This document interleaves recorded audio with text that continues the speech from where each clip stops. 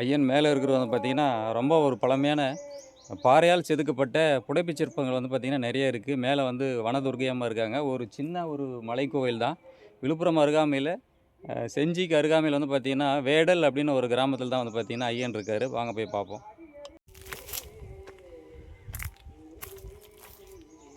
இது வந்து பார்த்திங்கன்னா 2வது முறையாக அங்கே வரேன். வனதுர்க்கை இந்த இடத்துல வந்து பார்த்திங்கன்னா இருக்காங்க.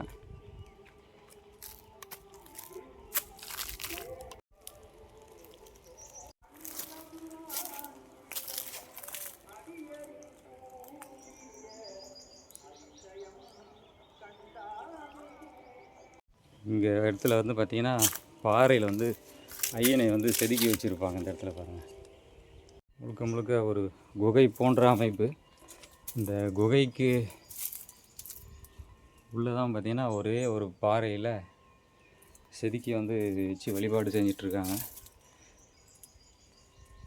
பல்லவர்கள் காலகட்டங்களில் வந்து பார்த்திங்கன்னா கொற்றவை ஜேஷ்டாதேவி தவைன்னு இருக்கக்கூடிய ஜேஷ்டாதேவியோட வழிபாடுகள் வந்து ரொம்பவும் பிரசித்தி பெற்றது. இந்த காலகட்டங்களில் பயன்படுத்திய உரல் எப்படி இருக்கு பாருங்கள், மருத்துவ குணங்களுக்காக செய்யப்பட்டது. பாறைக்கு நடுவில் வந்து பார்த்திங்கன்னா குடைந்து இந்த இடத்துல வந்து சித்தர்கள் இருந்திருக்காங்க. பாறையை குடைந்து தான் வந்து பார்த்திங்கன்னா ஐயன் உள்ளே இருக்கார். மேலே வந்து சுவர் எழுப்பி அந்த காலகட்டங்களில் கட்டியிருக்காங்க. இந்த பாறைக்கு உள்ளே தான் வந்து பார்த்திங்கன்னா ஐயன் வந்து குடிக்கொண்டிருக்காரு.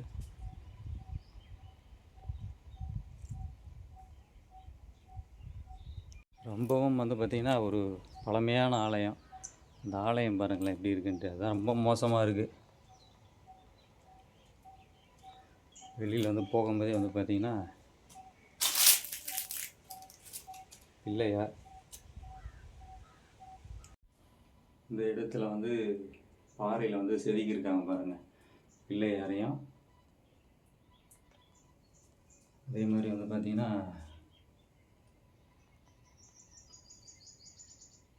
எவ்வளோ அழகாக இருக்குது பாருங்களேன், பாறையில் செதுக்கப்பட்டது.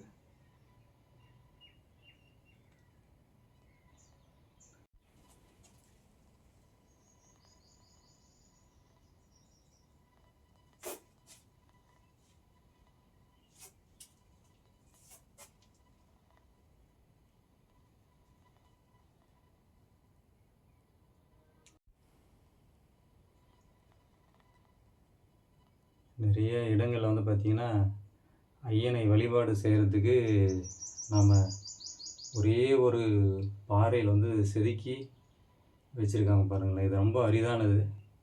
சித்தர்கள் வந்து பார்த்திங்கன்னா வழிபாடு செய்தது. பாறையில் செதுக்கிய சுதை சிற்பமாக வந்து பார்த்திங்கன்னா ஐயன் அந்த இடத்துல இருக்கார். இது பார்க்குறதே ரொம்ப அரிதான ஒரு செயல். ஃபுல்லாக வந்து குகை தான். குகைக்குள்ளே தான் நான் நின்றுட்டுருக்கிறேன். குகைக்குள்ளார வந்து பார்த்திங்கன்னா அருமையாக வந்து பார்த்திங்கன்னா ஐயன் இருக்கார். காட சித்தர் வந்து ஊரில் போகும்போது சிவ பூஜை பண்ணும்போது ஒவ்வொரு ஊருக்கு வருவார். அப்போ அவர் சிவ பூஜை பண்ணுன்றதுக்காக இந்த ஏரியாவில் வந்து தங்கி இருக்கும்போது அவர் நினச்ச உடனே உற்பத்தியான சிவலிங்கம். இது நாகாபரணம். இது சிவபெருமான வணங்குறாரு. இது கையில் ருத்ராட்சம் மணி மாலை. இது வந்து அம்பாள். இது வந்து மயில். இது சங்கு சக்கரம் பெருமாள்.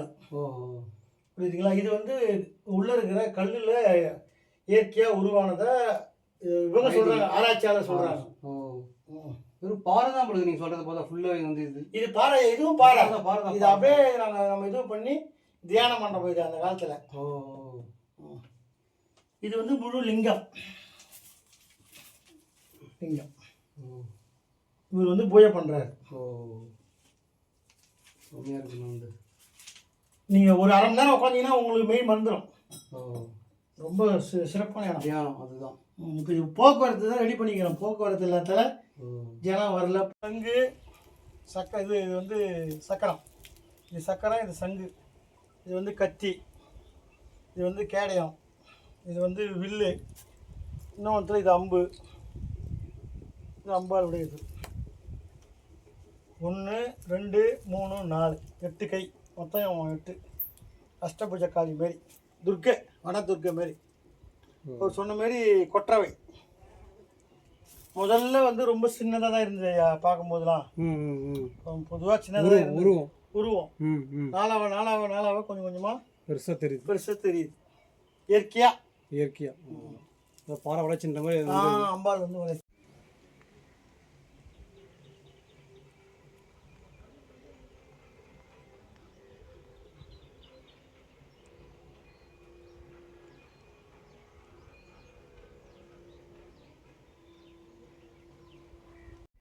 பாறையில் வந்து இங்கே செதுக்கியிருக்காங்க பாருங்கள். இவர் வந்து அண்ணாமலையார் அப்படின்னு சொல்கிறாங்க. திருவண்ணாமலைக்கு போக முடியாதவங்க இந்த இடத்துல வந்து பார்த்திங்கன்னா வழிபாடு செய்ததாக வந்து சொல்லப்படுகிறது.